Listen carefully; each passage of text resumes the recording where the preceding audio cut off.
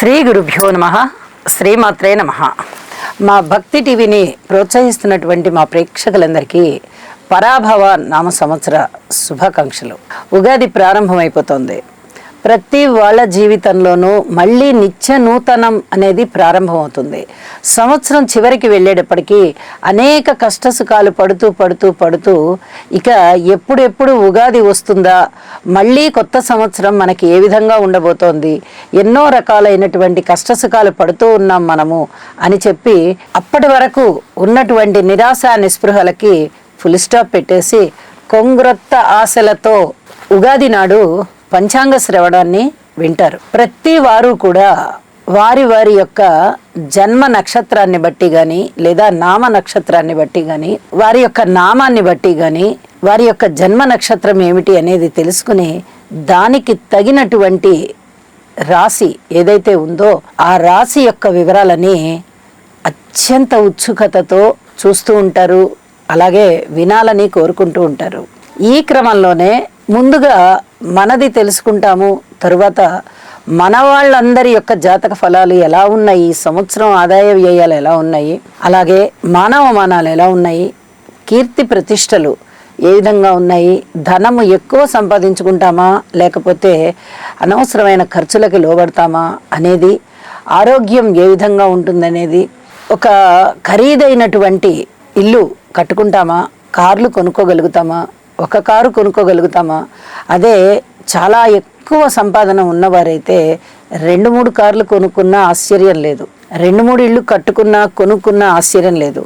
కానీ సామాన్య మానవుడు మటుకు ఒక ఇల్లు కొనుక్కోవడానికి, అలాగే ఒక కారు కొనుక్కోవడానికి, ఇలాగా ఏదైనా ఒక పెద్ద వస్తువులు స్థిర చరాస్తులు ఒక్కొక్కటి కొనుక్కోవడానికి చాలా తాపత్రయపడుతూ ఉంటారు. ఇవన్నీ కూడా అవుతాయా అనేది చాలా ఉత్సుకతతో వింటూ ఉంటారు.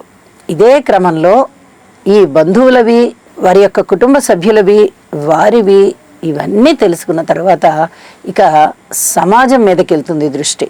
సమాజంలో అత్యధికంగా ప్రభావితం చేసే మనుషులు ఎవరైతే ఉంటారో వారి మీదకి వెళ్తుంది.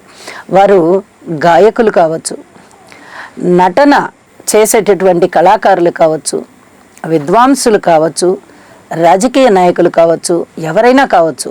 వాళ్ళని మనము పాపులర్ ఫిగర్స్ అంటూ ఉంటాము, సెలబ్రిటీస్ అంటూ ఉంటాము. అంటే 10 మందికి తెలిసిన వారు వీరు కాబట్టి సెలబ్రిటీస్ అని సంబోధిస్తూ ఉంటాం.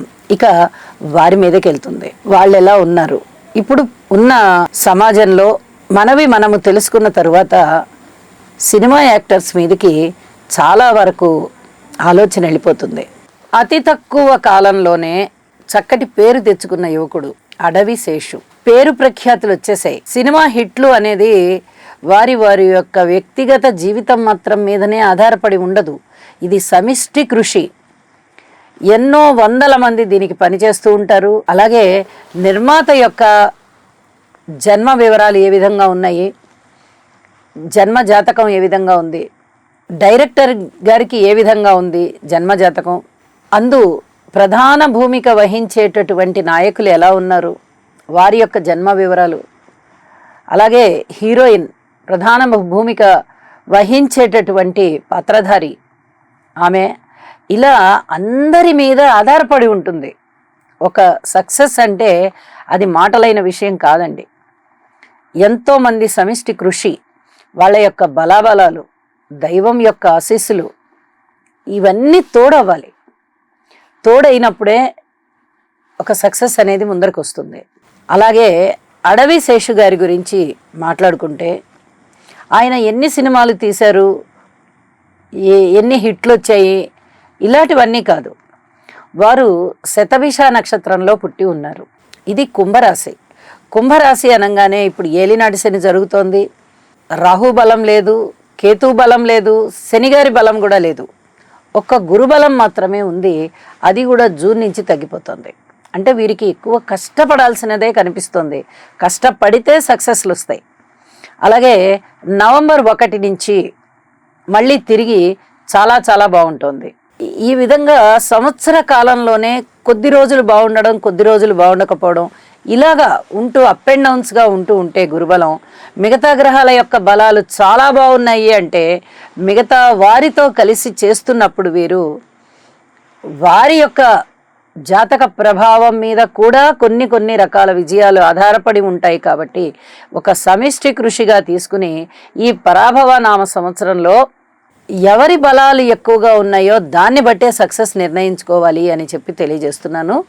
అయితే ఈ నవంబర్ 1వ తేదీ దగ్గర నుంచి మటుకు చాలా చాలా అద్భుతంగా ఉంది. అడవిశేషు గారికి ఏ రకమైన విజయాలైనా అప్పుడు చాలా సునాయాసంగా అందుకోగలుగుతారు అని చెప్పి తెలియచేస్తూ ఉన్నాను. వీరు ఈ నవగ్రహాలకి కొన్ని రకాలైనటువంటి శాంతులు చేయించుకోవడం అనేది చాలా మంచిది. అలాగే ఎవరెవరితో కలిసి వీరు వర్క్ చేస్తున్నారో వారి యొక్క బలాలు ఏ విధంగా ఉన్నాయి అని చెప్పి తెలుసుకుని దాని ప్రకారంగా ఏదైనా సరే వ్యాపారాలు ఎన్నో ఉంటాయి వారికి, ఆ వ్యాపారాలు ప్రారంభించుకోవడం కానీ లేదా ఆ వ్యాపారాలకు సంబంధించి ముఖ్యమైనటువంటి నిర్ణయాలు తీసుకుని వాటిని అమలు చేయడం కానీ లేదా సినిమా ప్రారంభించడమే కానీ ఇలా ఏదైనా సరే ఒక మంచి ముహూర్తాన్ని నిర్ణయం చేసుకొని పెట్టుకుని గ్రహాలకు శాంతిలు చేయించుకున్నట్లయితే చాలా చాలా అద్భుతంగా ఈ పరాభవ నామ సంవత్సరం ఉంటుంది అని చెప్పి అయితే తెలియచేస్తూ ఉన్నాను. శుభం.